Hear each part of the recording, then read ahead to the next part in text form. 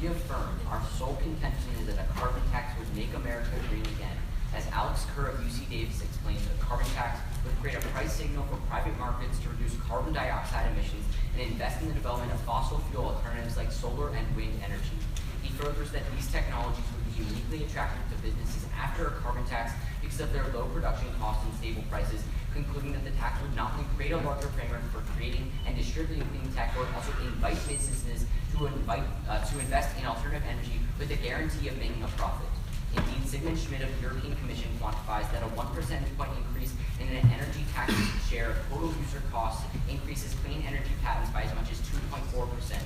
Consequently, Scott Nystrom of Synapse Energy Economics furthers that a carbon tax would result in significant turnover and replacement of many of today's traditional power plants with alternative energy plants in the next 25 years. In fact, Nystrom finds that a carbon tax would increase wind and solar power's share of total U.S. power generation from 5 to 37%, a 640% increase. This shift has three key impacts. First, boosting the economy. Union of Concerned Scientists find that because it is far less mechanized and requires more human labor, producing just 25% of U.S. energy output through alternative energy would triple the amount of jobs as producing an equivalent amount of energy through fossil fuels. Robert Poland of the Center for American Progress continues that just $150 million in new clean energy investment would create 2.5 million new jobs, enough to reduce the U.S. unemployment rate by a full percentage point. These job gains are essential because, as Aaron Shore of McGill University finds, unemployment, by making access to basic needs far more elusive, increases one's risk of death by 63%. Second, reducing U.S. foreign oil dependence. As Gregory Miller of the University of Oklahoma observes, the development of new technology is associated with a drastic drop in U.S. oil demand. Marshall Saunders of the Citizens Climate Lobby furthers that as alternative energy becomes competitive with fossil fuels, the United States will import less foreign oil, making America less dependent on nations and regimes that don't have our best interests at heart. This is crucial because, as Vicente Bogue of the University of Warwick finds, a 1-unit decrease in oil dependence decreases the nation's arms export by 26%. The reason, as Bogue furthers, is that oil-dependent nations like the United States are motivated to send weapons abroad by the potential for conflict to disrupt the supply of oil or an increase in oil price. By limiting this dependence, a carbon tax would also limit the motivation for the United States to send military aid abroad. This is supremely important because military aid furthers terrorism. Naveen Bapat of UNC explains that nations receiving U.S. military aid are encouraged to further the prevalence of terrorist groups to keep the aid flowing. Consequently, he finds that providing U.S. military aid to a nation lengthens terrorist group survival by 67%. Third, reducing air pollution. As the WHO reports, air pollution is the single biggest environmental health risk in the world. The reason, as Michelle Castillo of CBS News explains, is that exposure to air pollution for a prolonged period of time can raise the risk of health defects like lung disease and heart failure. Alarmingly, Bernie Roberts of the Earth Policy Institute reports that in the United States, air pollution claims 70,000 lives per year. Vernon James Boyce of the University of Massachusetts explains disproportionately affects the poor, who are often forced to live in the shadow of dangerous factory fumes. Fortunately, as the Union of Concerned Scientists explains, shifting from fossil fuels to renewable energy limits coal and natural gas emissions, which are directly linked to harmful air pollution.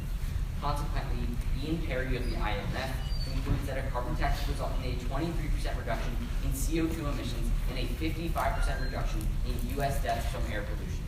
Because we need a carbon tax to make America green again, Nathan and I are very proud to affirm.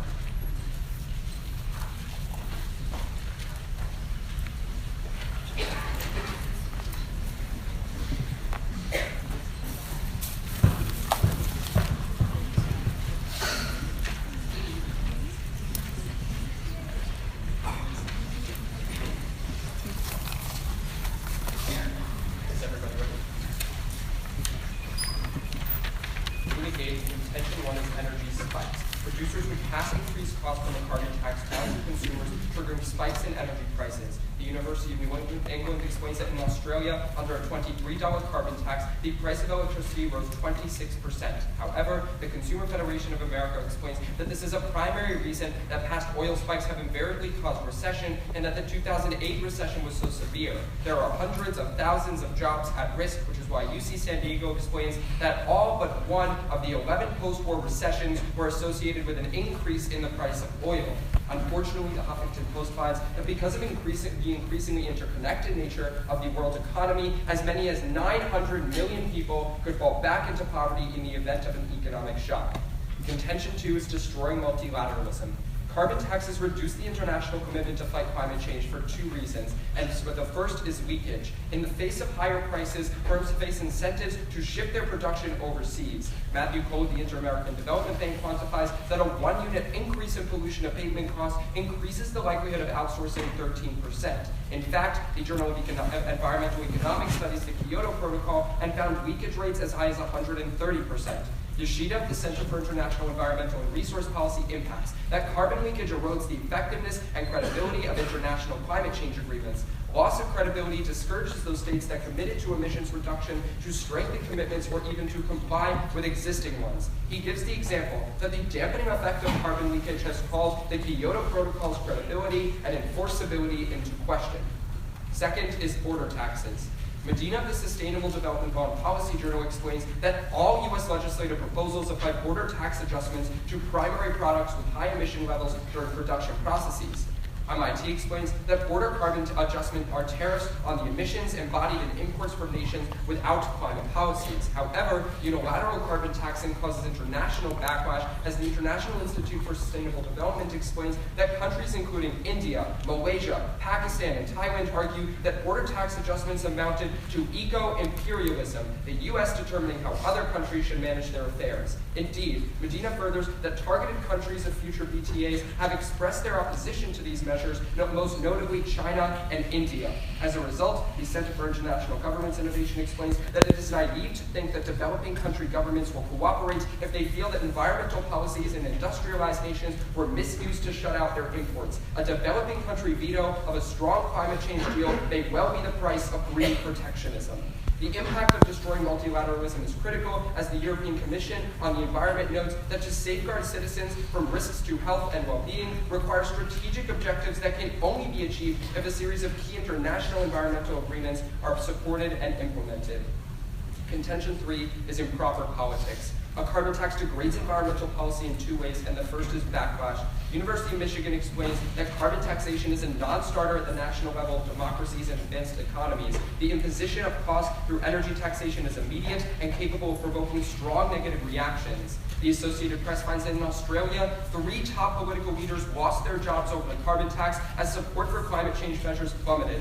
The New York Times furthers that Prime Minister Tony Abbott won the Australian election in part by promising to axe the tax. Second is by provoking lobbyists. The Hill explains that the concept of a carbon tax has fueled intense opposition from the right. The impact is deregulation, as Grist explains that the fossil fuel lobby would never give a carbon tax their okay unless EPA regulations on carbon and other pollutant regulations were scrapped. The status quo is only primed for this to happen if given the opportunity. Weaver of the New Republic finds that anti-environmental reactionaries are promising to repeal as many EPA regulations as possible, which is critical because the Atlantic finds that those regulations bring an annual reduction in 184,000 deaths. For these reasons, Harrison and I strongly negate.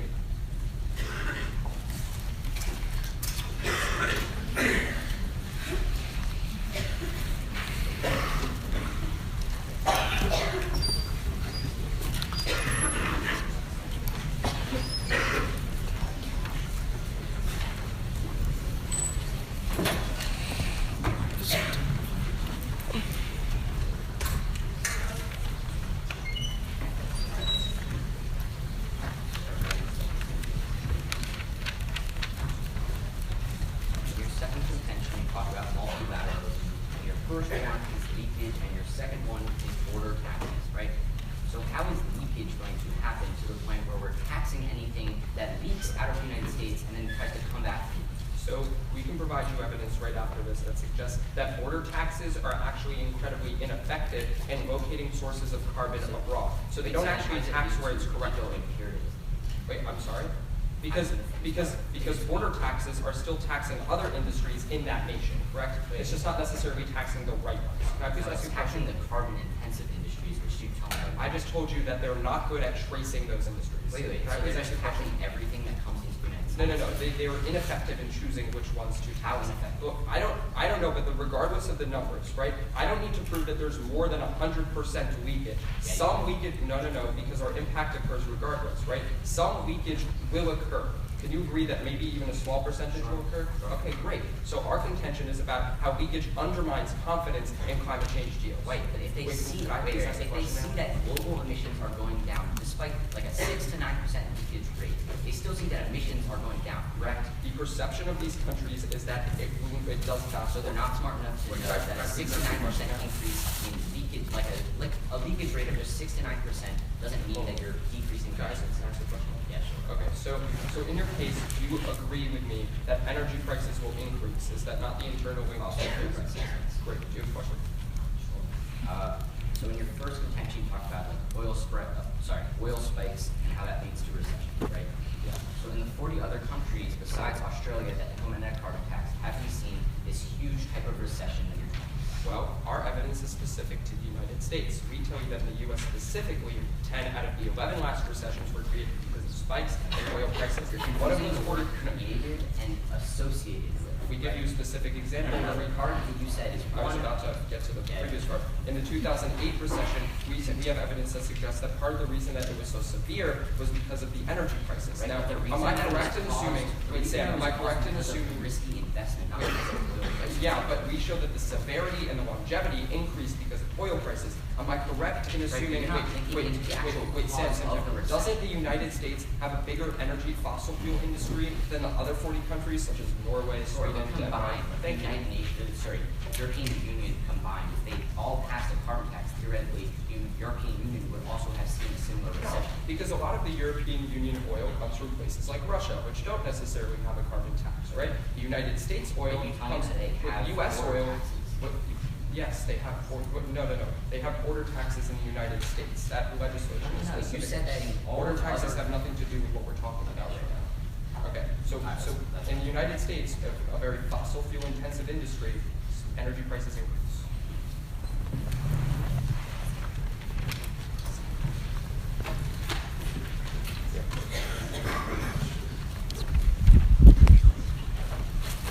We're just going to take a little bit of breath now.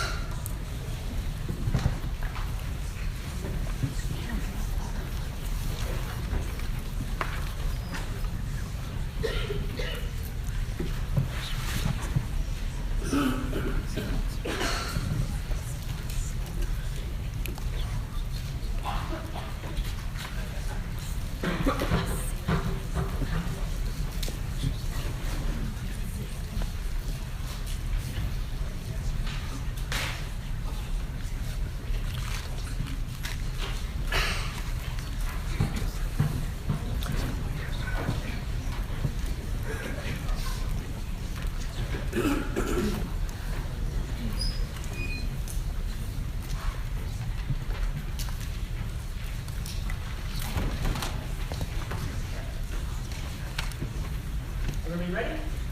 Okay. So with our first contention, when they talk about energy spikes, we can classify the citizens' climate lobby from our second one, where we tell you if we develop alternative energy, we decrease our reliance on foreign oil. That's a term in the contention because it means now we're relying less on more volatile energy spikes like foreign oil. Our domestic energy price, because of a carbon tax, is a lot less volatile, a lot less pressure, a lot less subject to pressures that would actually cause a much larger spike. But let's talk about the link into recessions. First, this argument's going to be non-unique. Like, think about the 2008 financial recession, which is one of their examples. Obviously, it wasn't caused primarily by oil, which is why the one piece of analysis they read says oil is associated with recessions, but you always have to have other costs in tandem, or else you never see the recession happen in the first place. But third, recognize we have no idea when the next recession is going to be, so there's no way to weigh this argument. That's going to be very problematic when it comes to weighing later in the round. But let's go to contention 2, where they talk about multilateralism. Their first war talks about leakage. First, you can look to Carbon Market Watch reports that there has so far been no compelling evidence that the EU's climate policies are forcing companies to move abroad, which the literature indicates will not change ever. But second, Carbon Watch furthers that the number of countries and regions where companies could relocate as to avoid climate policy is decreasing as you see global efforts to address climate change ramp up. In fact, jurisdictions with carbon pricing account for 40% of the global economy, meaning there's nowhere for the leakage to leak to. But third, you can actually, the International Energy Agency explains that the idea that a carbon tax in one country could cause a net increase in global emissions is contradicted by all quantitative on state of studies. In fact, Joshua Elliott of the University of Munich explains that when you look specifically to a U.S. carbon tax, total leakage would be 9% max, which is even close to a net increase in emissions. The reason this is so important is if other international bodies see that a carbon tax is at least decreasing global emissions on net, they're not going to, like Eitan says in the first crossfire, still be mad at us. If the policy is clearly decreasing emissions, then they're not going to be mad. They're going to see it's a good policy, which is going to promote their likelihood that they adopt the policy themselves. That's going to be really crucial. But then let's go down to border taxes, and there are a lot of problems here specifically. First, recognize it's illegal to impose a tariff on trade partners that we have a free trade deal with, meaning most of these massive economic countries that they say we're going to be imposing border taxes on will never see happen, even if carbon taxes proposed had that in the legislation. That's going to be really problematic. But secondly, recognize that this entirely contradicts the argument about leakage, right? If there are border taxes, then you don't see leakage because internationally companies aren't going to want to move if they still have a tax on their goods in other countries. These warrants are entirely contradictory, which means they can't win both, which means they can't access any of the impacts. But now let's go down to the impacts where they're talking about safeguarding an international push forward on climate policy. And there's going to be a lot of problems here. Right off the bat, right off the bat, you can turn the argument against them because Joshua Meltzer of Johns Hopkins explains that increasing U.S. demand for green tech would also create a strong global incentive for the development of new green tech in other countries, right? Regardless of the influence of a carbon tax, if we're seeing increased green tech here, other countries realize they need to compete with us and increase green tech abroad. I mean, internationally, even if we don't come to this major deal about climate change, at least every country is still furthering the climate, which is net offense for the affirmative side. But second, you can turn the argument against them again because Alex Kerr of UC Davis explains that a carbon tax would restore the U.S.'s credibility in the global environmental discussion, meaning the U.S. would come to the international table with a new seriousness and focal point tantamount to mitigating climate change. This is really crucial. The reason we don't have the massive climate deals that they talk about right now is because the U.S. isn't leading the way. The U.S. is the biggest global economy in the world, which means the U.S. needs to be on board, right? There is at least a risk of offensive voting affirmative if we prove the prerequisite for having any of these deals, i.e. the U.S. being abroad, happens if you have a carbon tax. But now you can go down to their third contention where they talk a lot about things like losing seats and EPA trade-off. Let's start with the seats argument, right? Right off the bat, you can turn this argument against them as well, because pushing a revolutionary policy like a carbon tax through Congress is only going to strengthen the capital for future policies. That's why former presidential advisor David Gergen writes that nothing creates more political capital than a strong bipartisan victory in Congress. They tell you themselves we need Republican support, which means when we have this, all you do is see more climate policy in the future. But second, they talk about EPA regulations. A lot of problems here. First, Henry Lee of Harvard explains that in the past, major energy lobbies have been powerful enough to stop environmental policy altogether. So at the point where they're not stopping a carbon tax because we're fiating that it passes, we live in a world where they can't influence EPA regulations either. But second, recognize the EPA is an entirely independent body from Congress. Congress can't affect what they do. At that point, it's going to be a very clear affirmative ballot. Thank you.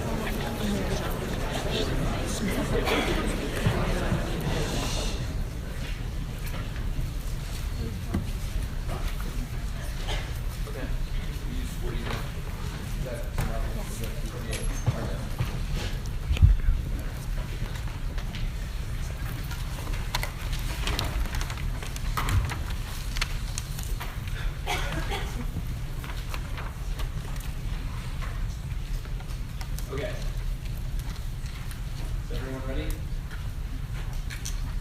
Let's start off with my proponent's first and only contention about green energy. The first thing they tell you is that a carbon tax somehow brings guarantees and profit for renewable energy industries. But logically, this doesn't make any sense. It doesn't guarantee profits. All it does at best is change relative costs. But then they tell you that there's an increase in patenting where there's an increase in carbon taxes. But patenting is meaningless unless it results in actual innovation. They don't give one example of how any of the patents we've seen in the past as results of carbon taxes have led to these innovations. But even moreover, Joshua Meltzer of the Brookings Institution gives you 3 reasons why a carbon tax wouldn't be enough to spur investment. First of all, the costs of development are still too high insofar as energy companies have entrenched investments in natural gas and oil in the status quo. But second of all, it doesn't solve for investors' uncertainty in whether green innovation is feasible or will actually bring them a profit. But third, causing a huge shift will require so much effort that it's politically infeasible. That's why they can't give you a single place where this has happened before. Then they give you this nice term analysis that explains that there's a 640% increase in green tech.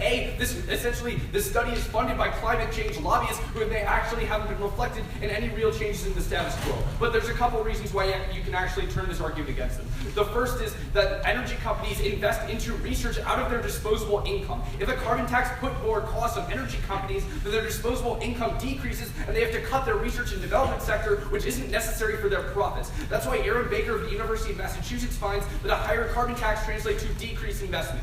But secondly, Dieter Helm of the University of Oxford explains that current renewables don't have enough resources on Earth to bridge the carbon gap, and attempts to invest in them detract from future capacity to invest in future renewables that are actually affected. Even if they're proving investment now, that will only harm investment later. But let's go into their impacts. First, they tell you that there's going to be an increase in jobs. But A, they don't show you any place this has actually happened before. B, the green energy has less job growth because it's A, less labor intensive, and B, filled with inefficiencies, which is why Robert Elliott of the University of Birmingham finds that every 1% increase in the intensity of the green industry decreases employment by 0.3%. Then they tell you that there's going to be a reduced oil demand, which is going to somehow decrease terrorism. A couple problems here. First of all, their study that they read here is based on selection bias. The most oil-dependent countries are Middle Eastern countries, which have a history of sectarian violence, and thus are the largest receivers of military aid. But secondly, they don't show you how much military arms are actually given as the status quo. The predominant U.S. military action comes from airstrikes and drone strikes, no significant effects. But then you can turn this too for two reasons. First of all, according to Hans Wernerson of the National Bureau of Economic Research, a single country carbon tax would just reduce demand and therefore prices, which allows developing countries to accelerate consumption from producers like Russia, which is comparatively worse because that means our enemy oil producers gain influence in the region while we learn ours. That leads me into my second turn, which comes to you from Gregory Miller of the University of Oklahoma, who explains the oil trade creates a measure of interdependence between the U.S. and oil exporting states, which constrains the use of violence in those states. He finds that in the wake of decreased oil interdependence there, we're more likely to see state sponsorship of terrorism and violence in the region. But then they tell you that there's going to be a decrease in air pollution. A couple problems here. First of all, nowhere have we actually seen the carbon emissions decreases that they're talking about in the actual world. Even in Norway, which have one of the highest carbon taxes in the world, it only reduced emissions by 1.5% because energy demand is mostly inelastic. Furthermore, The Guardian finds that essentially this isn't even taking into account the effect of leakage, and thus at that point you can't even weigh any kind of decrease in air pollution. But secondly, even if you buy that there's going to be a decrease in emissions, what the Institute for Energy Research finds is that we already have regulation in place in the status quo that regulates the particulate matter in emissions, which is what causes the deaths. At that point, they're not actually linking to anything by decreasing CO2 emissions. But then they give you this Perry analysis, but the Perry analysis assumes that all coal plants and natural gas plants are given a tax incentive for the investment into green technology, which is essentially a plan that my opponents can't advocate for in addition to a carbon tax. That's why you're going to negate today.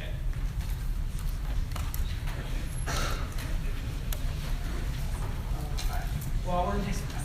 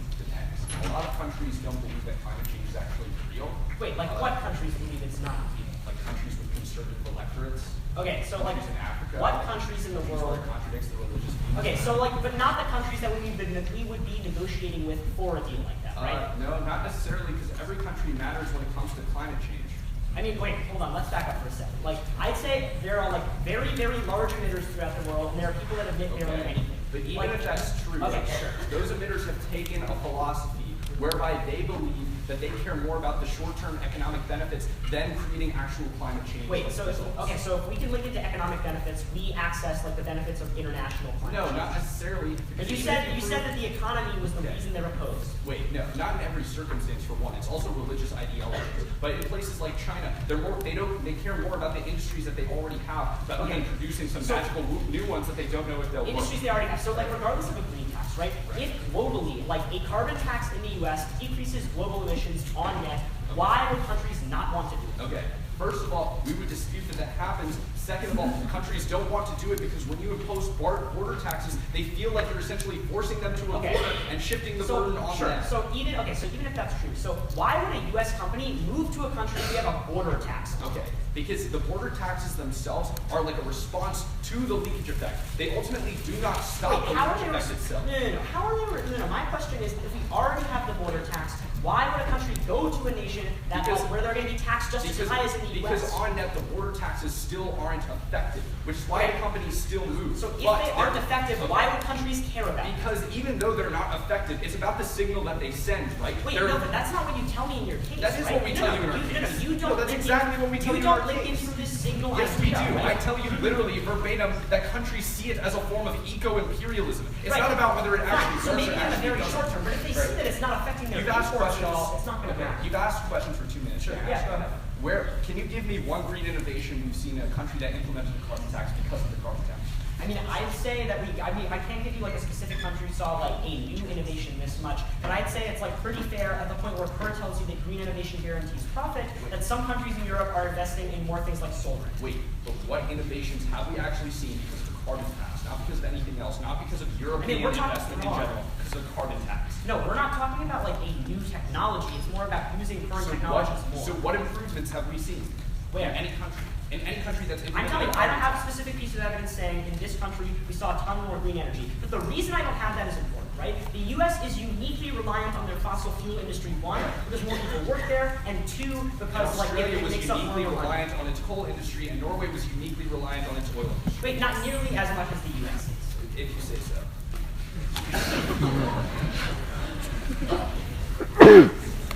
Bless you. Thank you.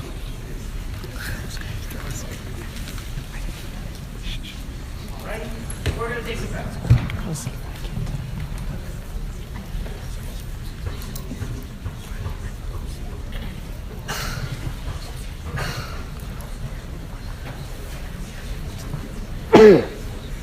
Thank you.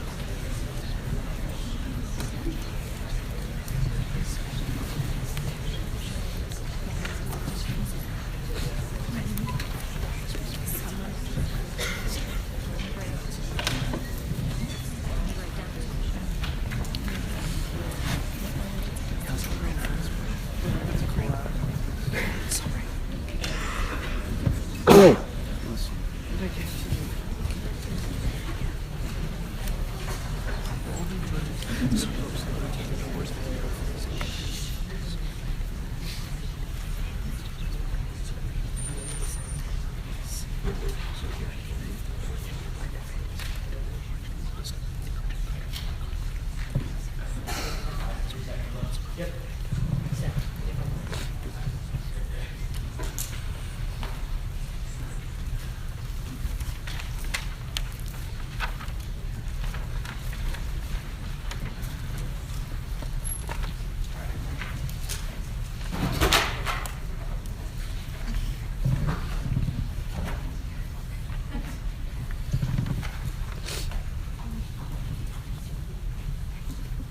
Yeah, good.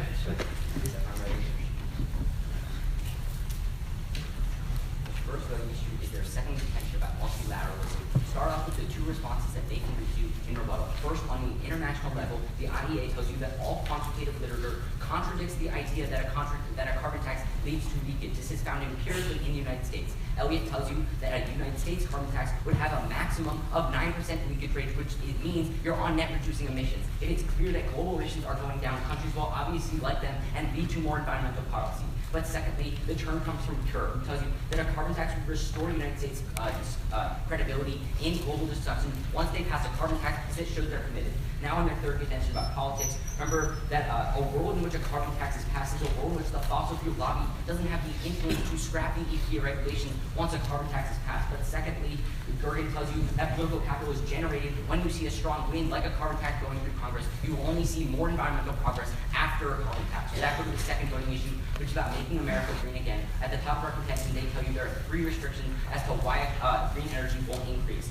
Unfortunately, Scott Nystrom of Synapse Energy Economics explains that a society that implements a carbon tax would presumably commit to solving complex logistical manufacturing and regulatory challenges necessary to reduce emissions. But secondly, they tell you that companies are going to be seeing less investment in green technology. They don't prove that this is true in the real world. Green tech only increases after you see a carbon tax. Kerr tells you that carbon tax makes alternative energy investments more profitable to the point where it guarantees companies a profit. But that goes to the third warrant about reducing air pollution. They tell you that Norway only saw a reduction in emissions by 1.5%. All of the other literature contradicts it. Adele Morris of the Brookings Institute tells you that 5 other U.S. carbon tax studies find that they all report emissions reductions between 11 and 23%. But secondly, they tell you regulations prevent death in the status quo. In the status quo, we still see 70,000 deaths per year because of carbon emissions. At that point, extending impact from Perry, who tells you we see a 55% reduction in U.S. deaths, we outweigh because we're the only ones impacting the lives in today's round. Okay, we'll take some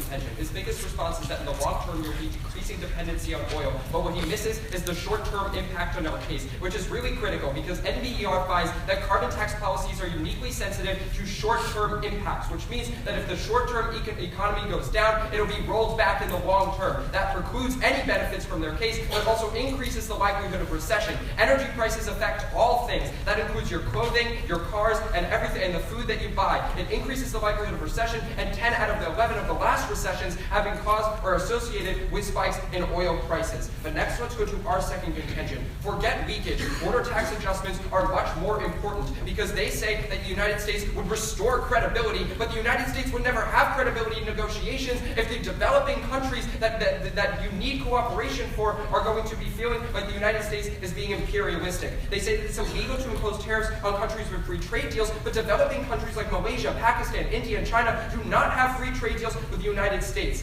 Finally, next on green technology, you can extend some of the drop turns that Harrison reads. Specifically, it comes from Baker of UMass, which says that it actually decreases research and development in green technology because in order to invest in green technology, you need to have some startup money. And when you have a carbon tax that increases the cost of business and decreases startup money, it's an empirical analysis. But next, on the oil dependence turns, which they call drop, we say that interdependence between the United States and Middle East actually decreases conflict. But now, onto our third contention, which is where you're going to be voting. He fiats that energy lobbies no longer have the power, but the most likely manifestation, which is what we tell you in case, is that fossil fuel lobbies will only let a carbon tax policy pass if EPA policies are rolled back. He also says that there's increased political capital for more policies, but that doesn't mean that's true because 59% of Americans do not support a carbon tax. They would vote politicians out of office, which is critical. EPA rollbacks are really bad because they save 184,000 people annually. Make them show a bigger number on lives.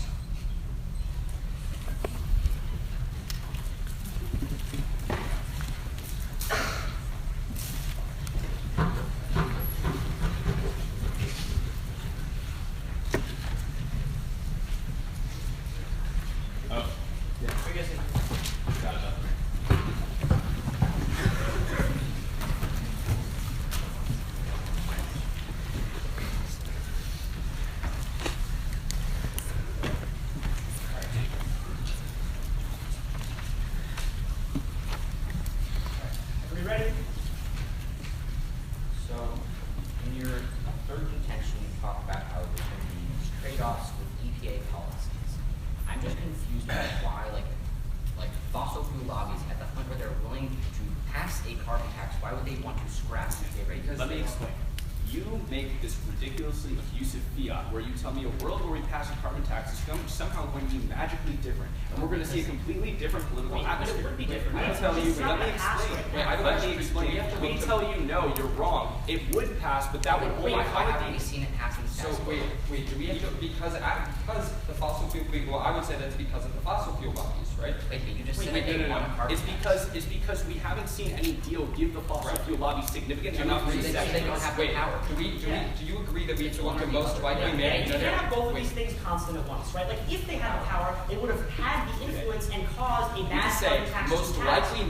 manifestation of a carbon tax means that the fossil fuel lobby will Like, only and the let it problem pass with when a carbon tax problem is with still that like evidence is relatively looking at the status quo. A carbon tax. Wait, exactly. It's looking in the No, status and we're quo. saying the status quo is never a time when a carbon tax would pass. You yourself tell us that I there's know, no like, do you agree that we have to look to most likely manifestation of a carbon tax and what that would be? I think you're. Yes, I'm telling you the Okay, least great. likely type would be one that happens like today. But we tell you especially that when you tell me people support a the carbon only tax. politically feasible carbon tax that exists is one where fossil fuel lobbies have their say and roll back other In the status EPA quo, fossil policies. fuel lobbies have a big say in politics. I would say yes. Okay, so then why hasn't a carbon tax passed and then led to EPA regulations being cut? Well, a carbon tax is still a relatively new policy that's generally getting denied. Wait, no, we've seen proposals for a carbon tax for years. My question is, So no, then they let's don't back up. concede significant enough regulations. They don't concede enough significant So enough at that point, regulations. they don't have the power No, to but get here's rid the of these comparative. regulations. Here's the comparative.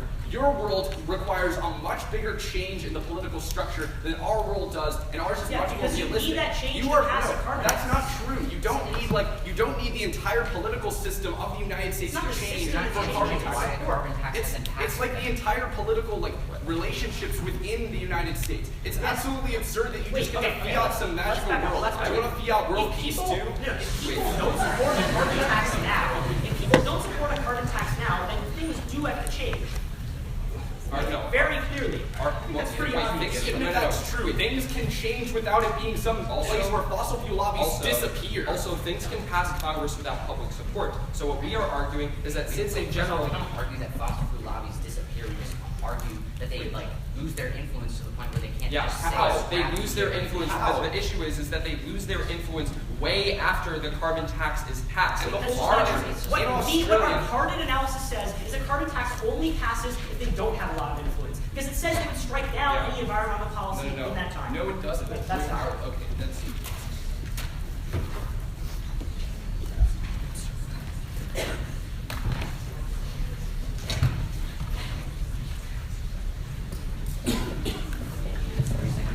Oh, yeah. All right, taking my 3 seconds.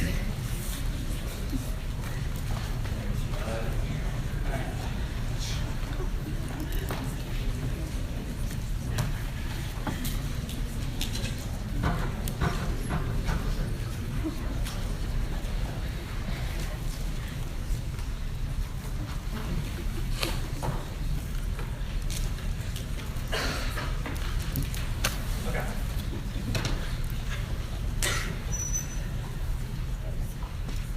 All right. Is everybody ready? Okay.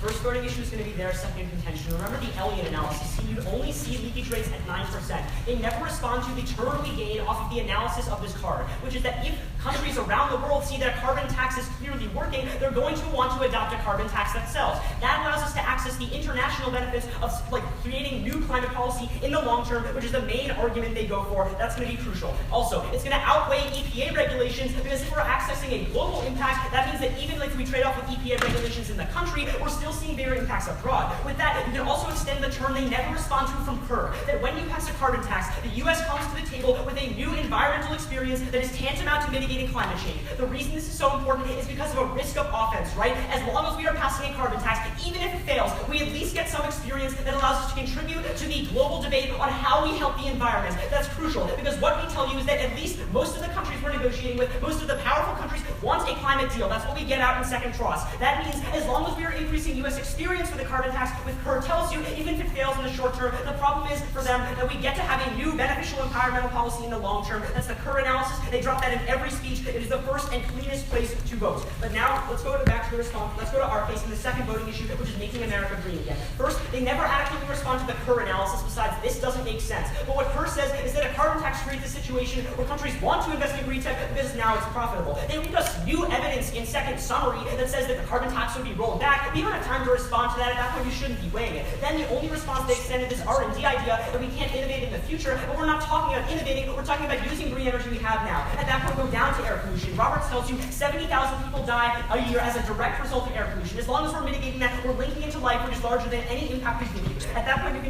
point, you can remember Perry. It tells you that a carbon tax would reduce U.S. deaths from air pollution by 55%. Remember, even if there's a risk of offense on act, we gain two things. First, the international investments, and second, at least the risk of saving a life, which isn't an impact they ever access on their side. At that point, it's very clear that you're voting affirmative. Thank you.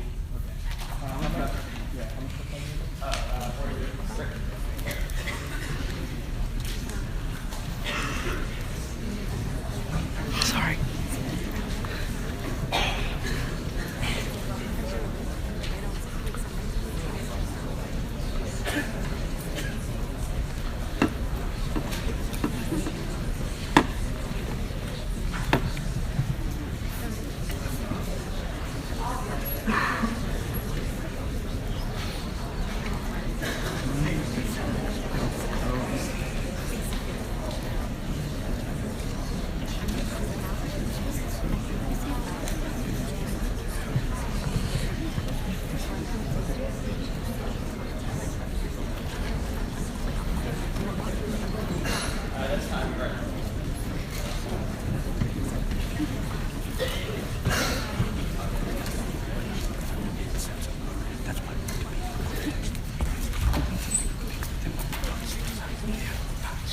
Okay, are my opponents ready? Partner, judges. Let's go over his first main voter for him, which is the multilateralism argument. In this argument, he fortunately forgets to conclude the border tax adjustment argument, which you can extend cleanly across your flow. Because essentially what we tell you is countries take this as a sign of eco-imperialism and do no longer want to participate in climate change negotiations. This outweighs their impact because it doesn't matter if the United States has gained experience if nobody wants to listen. At that point, what you're seeing is that there's decreased cooperation, which means they're not seeing any impacts coming off of the multilateralism argument. You can vote for that cleanly, but even if you don't buy that on the leakage analysis, the point is if there is any leakage rate, that is a sign that the carbon tax itself is failing, which means because countries are going around it, which means they have no impact there either. But let's go to green technology. A critical turn he drops comes from Baker, which we extend in every speech, which tells you that carbon tax actually reduces green technology because green technology investment is based on disposable income. You reduce that with the carbon tax, you reduce green technology. But even if you don't buy that, there are a couple other ways you can vote negative for very, very easily. The first place is off of Miller, which gets cold drop in every speech by my opponents, which tells you that by reducing oil dependence, you actually increase the chance of violence in the Middle East because what you see is that trade creates a measure of interdependence. Thus, that's a salient impact to lives, which they themselves don't really link into. But finally, off the EPA trade-off, he drops his analysis essentially that they get to fiat some magical world where they change the political structure. We tell you what's far more feasible is that there are concessions made, which mean EPA regulations in the status quo get cut. And here's what's key. What they never contest is that those EPA regulations save 184,000 lives. They try to extend the Perry analysis, but they extend through ink there where I tell you he also assumes that there's tax increase incentives given to these companies. That means you're risking 184,000 lives lost for an unquantified, unsure amount of lives through a policy that's just never worked and never brought the reductions that they say it have. I see no reason to pass a carbon